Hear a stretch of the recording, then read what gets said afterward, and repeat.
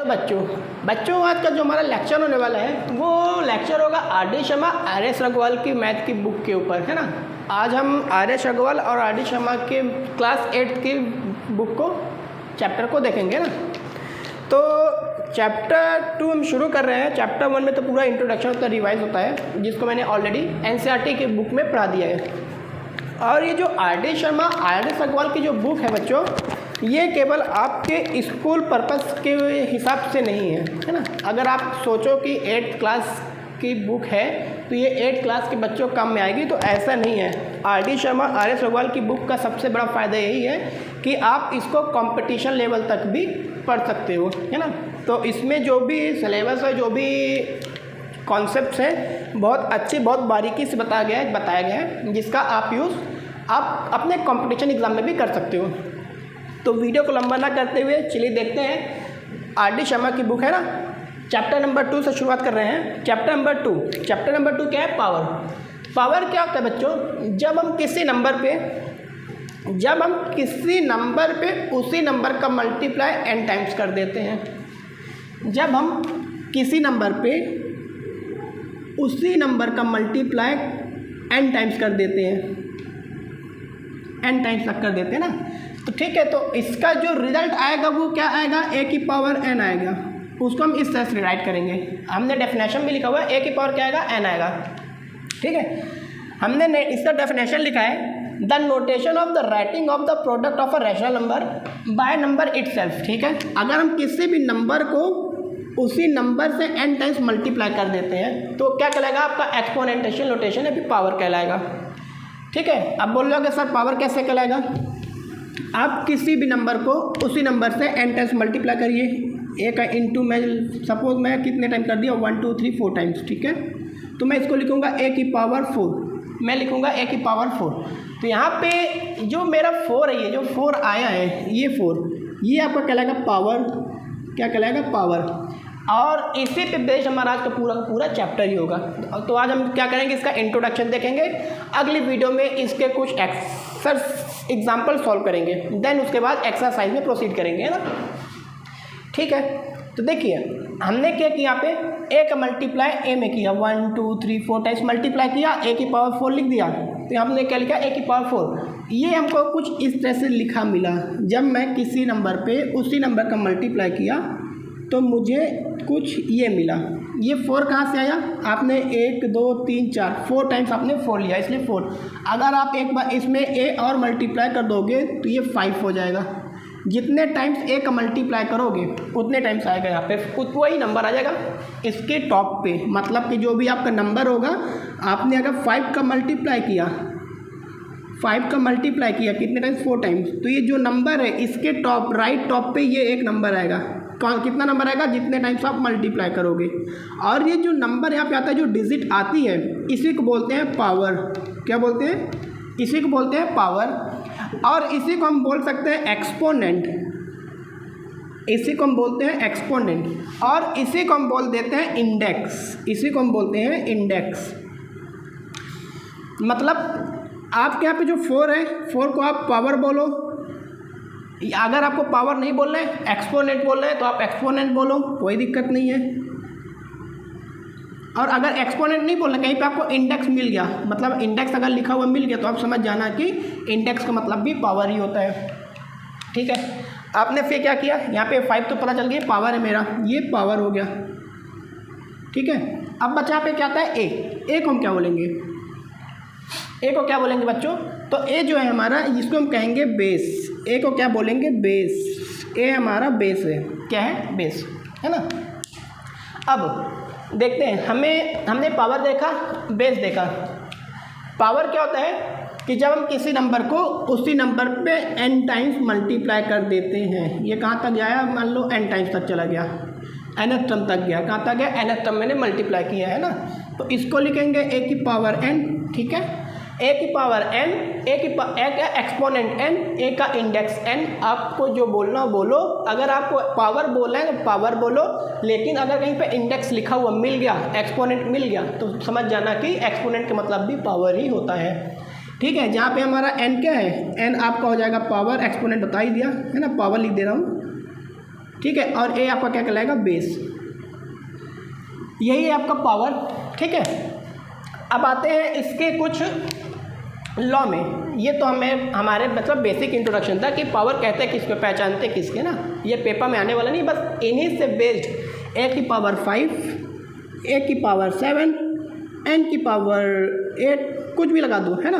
तो आप इनमें क्या करोगे बेटा, इनसे हमारे जो कुछ लॉ होंगे, है ना, हम उन लॉ को देखते हैं, उन्हें समझते हैं, वो इम्पॉर्टेंट है। ये तो पावर बेसिक इंट्रोडक्शन था। तो हम आते हैं अपने कुछ लॉ देखते हैं, एक्सपोनेंट के लॉ, है ना। तो ये हमारा मस्ट है ना। तो हमको इसको ध्यान से पढ़ना है, समझते हुए पढ़ना है। फिर इसका जो प्रूफ होगा वो आपकी एक्सरसाइज 2B में होगी, है ना। तो इसको हम एक्सरसाइज 2 में प्रूफ भी करते हुए चलेंगे कि किस तरह से प्रूफ करते हैं। अभी तो हम यहाँ पे केवल समझते हैं, ठीक है। जो हमारा जो पहला लॉ है एक्सपोनेंट, लॉ ऑफ एक्सपोनेंट, जो फर्स्ट लॉ है, फर्स्ट लॉ कहता है कि अगर हमारा बेस सेम है मल्टीप्लाई में इन प्रोडक्ट, फर्स्ट लॉ किस पे है, प्रोडक्ट पे ना, किस पे आएगा, प्रोडक्ट पे। ये प्रोडक्ट के लिए, प्रोडक्ट में क्या बोलता है कि अगर दो नंबर है, दो नंबर का मतलब कि दो नंबर का अगर बेस सेम है, अगर दो नंबर है, जैसे मान लो a की पावर m इंटू a की पावर n, ये लिखा हुआ है। सपोज a की पावर m और a की पावर n लिखा हुआ है, ठीक है। यहाँ पे जो मेरा बेस है ये a, दोनों बेस क्या है, सेम है, सेम बेस है ना, बेस सेम है। और अगर पावर डिफरेंट हो, पावर क्या हो, डिफरेंट हो, डिफरेंट पावर, अगर बेस सेम है और इनटू में बेस सेम है, पावर डिफरेंट है, तो हम इसको क्या कर देंगे, पावर को सिंपली ऐड कर देंगे। जैसे a की पावर m की पावर n अगर लिखा हुआ है तो हम इसको लिखेंगे a की पावर m प्लस n। आप इसको यहाँ पे कह सकते हैं कि a हमने कॉमन ले लिया, a को जो कॉमन लोगे तो ऊपर m बचेगा और इधर n बचेगा, ये तो हम इसको सिंपल ये लिखेंगे a की पावर a की पावर m इंटू a की पावर n इक्वल टू क्या होगा आपका, a की पावर m इंटू n।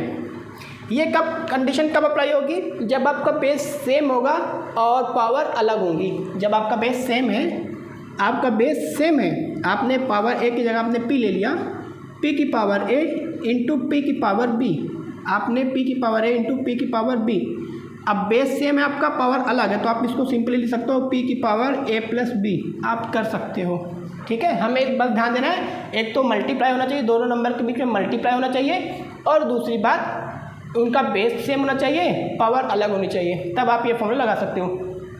क्या लगा सकते हो, a की पावर m इंटू a की पावर n, यहाँ पे लिख दूँ, फर्स्ट लॉ यहाँ पे लिख रहा हूँ ना, a की पावर m इंटू a की पावर n इक्वल टू क्या होगा, a की पावर m प्लस n। ये हमारी फर्स्ट लॉ है ना। अब आते हैं सेकंड लॉ में। सेकंड लॉ में क्या होता है, सेकंड थ्रो पर लिख दें,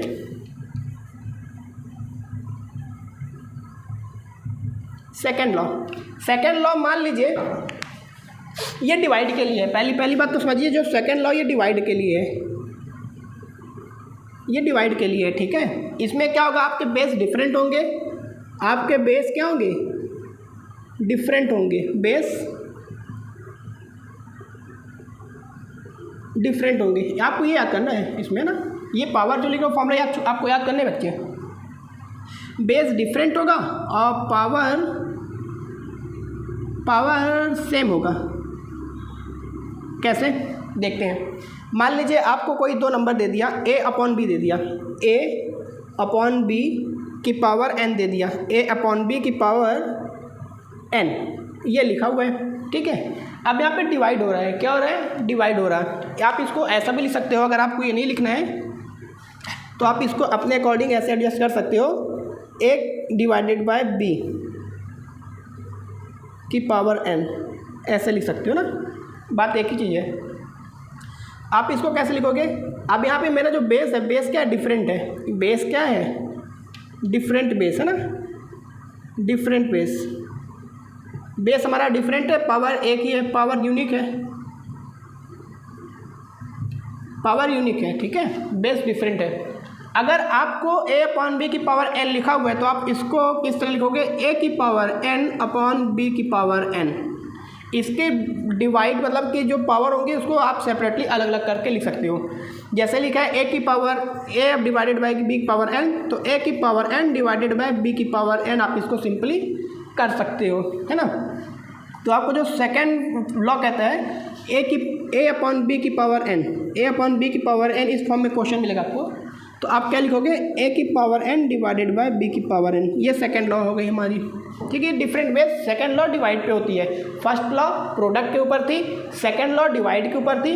अब आते हैं हम थर्ड लॉ पे।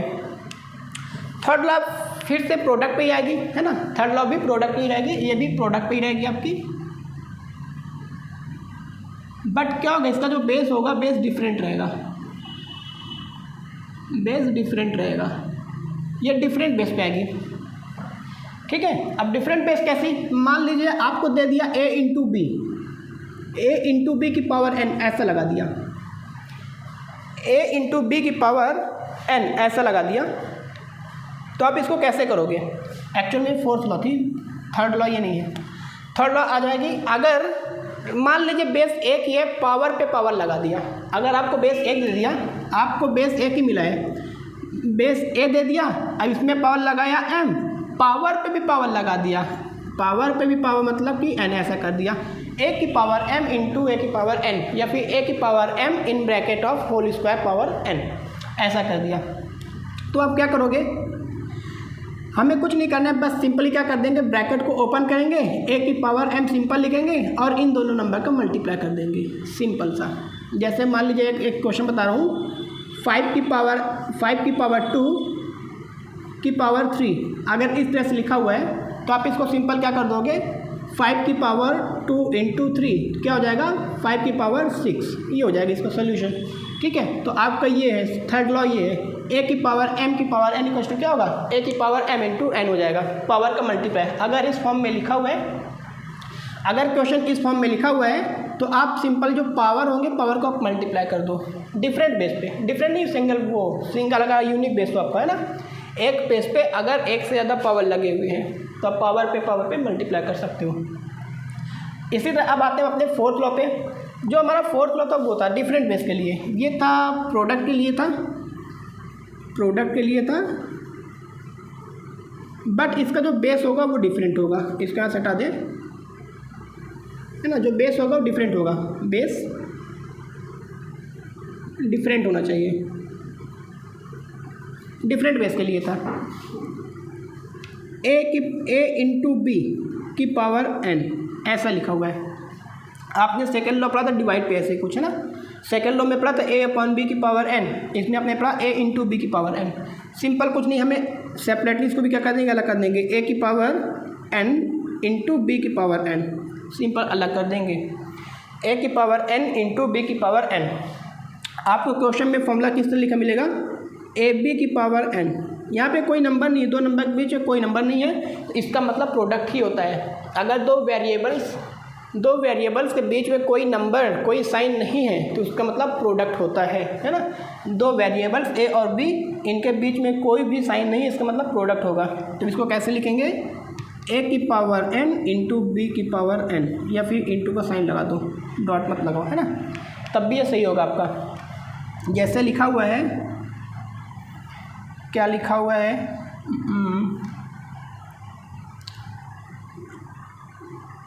2x इंटू 2y 3y कर दो की पावर 7, ये लिखा हुआ है 2x इंटू 3y की पावर 7। तो आप इसको सिंपल कर सकते हो 2x की पावर 7 इंटू 3y की पावर 7। आप इसको सिंपल इस तरह से सॉल्व कर सकते हो, ठीक है।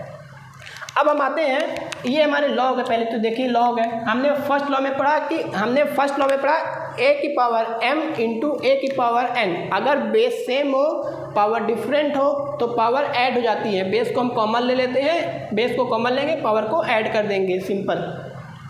सेकेंड लॉ में हमने पढ़ा कि अगर बेस आपका डिफरेंट है, a अपॉन b की पावर n, अगर बेस डिफरेंट है पावर यूनिक है, मतलब कोई एक पावर लगी हुई है, बेस डिफरेंट है, तो हम उसमें क्या करेंगे, सेपरेटली a अपॉन बी की पावर n लगा हुआ है तो इसको करेंगे a अपॉन बी की पावर n है अगर, तो इसको हम कर देंगे a की पावर n अपॉन b की पावर n, अलग अलग करके सॉल्व कर देंगे। हमने थर्ड लॉ में पढ़ा थर्ड लॉ में पढ़ा अगर पावर पे पावर लगा हुआ है, कोई नंबर है, कोई डिजिट है, अगर उसकी पावर में पावर लगा हुआ है तो हम क्या कर देंगे, जैसे इससे लिखा हुआ है a की पावर m इंटू a की पावर n। अगर किसी नंबर या फिर किसी डिजिट की पावर पे पावर लगा हुआ है तो हम सिंपल दोनों पावर्स को मल्टीप्लाई कर देंगे। तो जैसे a की पावर m की पावर n लगा हुआ है तो इसको कर देंगे a की पावर m इंटू n कर दिया मैंने। फिर फोर्थ लॉ में हमने पढ़ा, फोर्थ लॉ में पढ़ा कि अगर आपका बेस डिफरेंट है, पावर यूनिक है, बेस डिफरेंट पावर यूनिक, ए इंटू बी, ये प्रोडक्ट के लिए था। अगर a इंटू बी की पावर n है, ए बी की पावर अगर n है तो इसको हम सिंपली सेपरेट कर देंगे, a की power n into A B की पावर n, अलग अलग सॉल्व कर देंगे। ठीक है, हमने ये लॉ पढ़ी। फिफ्थ लॉ क्या है बेटा, एक्चुअल में ये सेकेंड लॉ था, है ना। जो हमारा जो फिफ्थ लॉ क्या है, अगर कोई दो नंबर डिफरेंट बेस है, बेस सेम है, पावर डिफरेंट है, डिवाइड के लिए, जो फिफ्थ लॉ हमारा डिवाइड के लिए होगा, डिवाइड है ना। इसमें क्या होगा, आपका जो बेस होगा बेस सेम होगा और पावर डिफरेंट होगी, ठीक है।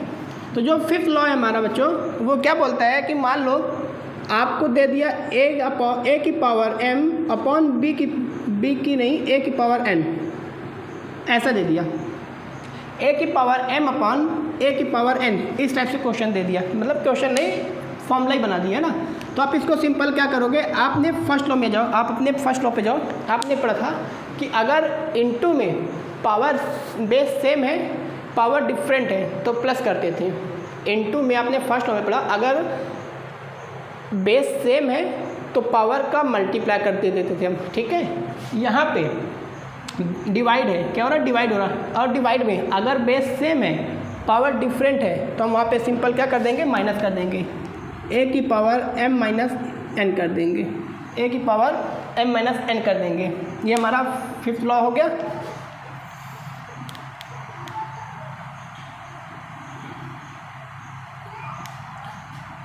अब हम आते हैं अपने अगले लॉ की तरफ। सिक्स्थ लॉ हमारा है ना, सिक्स्थ लॉ क्या होता है कि अगर दुनिया में, हमें एक बात याद रखनी है कि दुनिया में किसी भी बड़े से बड़े नंबर का अगर पावर जीरो है, किसी भी बड़े से बड़े नंबर का अगर पावर जीरो है तो इसकी वैल्यू हमेशा 1 आएगी। आप कोई भी नंबर ले लो, कितना भी बड़ा आपको सोल्यूशन दे दिया, बॉड मास दे दिया, कुछ भी दे दिया, 252 डिवाइडेड बाय 292 की पावर 73 अपॉन ऐसा कर दिया, 2 इंटू 95 क्या लिखा, 295 इंटू 768 डिवाइडेड बाय 88, ऐसा कुछ भी नंबर दे दिया, इनकी पावर लगा के पावर जीरो लगा दिया। बहुत बड़ा सोल्यूशन है, लेकिन आपने देखा जो मेन पावर है क्या है, पावर जीरो है, तो इसका आंसर कुछ नहीं, सिंपल 1 आ जाएगा। क्या आ जाएगा, 1। तो आप एक बात याद रखिएगा, दुनिया में कोई बड़े से बड़े नंबर से लेकर छोटे छोटे नंबर तक अगर पावर जीरो है तो उसकी वैल्यू हमेशा 1 होगी, और यही हमारी सिक्स्थ लॉ है, ठीक है। इसके साथ साथ हम एक आता है निगेटिव इंटीग्रल एक्सपोनेंट, है ना। इसके बाद आता है एक negative integral exponent. Negative integral exponent क्या होता है, इसमें जैसे कोई नंबर है आपको दे दिया, इसको हटा रहा हूँ मैं, कोई नंबर है, जैसे मान लो बोल दिया a की पावर इसमें नेगेटिव होता है, इसमें जो पावर होगा ना, पावर नेगेटिव होगा, a की पावर माइनस n, तो आप इसको सिंपल कैसे लिखोगे, 1 अपॉन a की पावर n, 1 अपॉन a की पावर n। इसको रेसिप्रोकल बोला जाता है। हम बोल सकते हैं, क्या बोल सकते हैं कि a की power minus n is a reciprocal of a की पावर n। a की पावर माइनस n क्या है, a की पावर माइनस n क्या है, a की पावर n का रेसिप्रोकल है, ठीक है। अगर किसी भी माइनस n, अगर बिग a की पावर माइनस 5 लिखा हुआ है तो आप इसको सिंपल लिखोगे 1 अपॉन a की पावर 5, रेसिप्रोकल, ठीक है। अब ये था हमारा इंट्रोडक्शन। अब हम आते हैं अपनी एग्जाम्पल की तरफ, कुछ एग्जाम्पल सॉल्व करेंगे, उसके बाद फर्दर एक्सरसाइज 2A में आएंगे, है ना। तो जो हमारा एग्जाम्पल होगा वो अगले वीडियो में होगा। फिर मिलते हैं अगले वीडियो की तरफ। आप इसको जल्दी नोट डाउन करें। ये RD शर्मा RS रघुवाल क्लास 8th की है ना, आपकी इस कॉम्पिटेटिव लेवल में काम आ जाएगी। NCERT वालों के लिए नहीं है, अगर पढ़ना चाहो पढ़ सकते हो, काम की चीज़ है ना।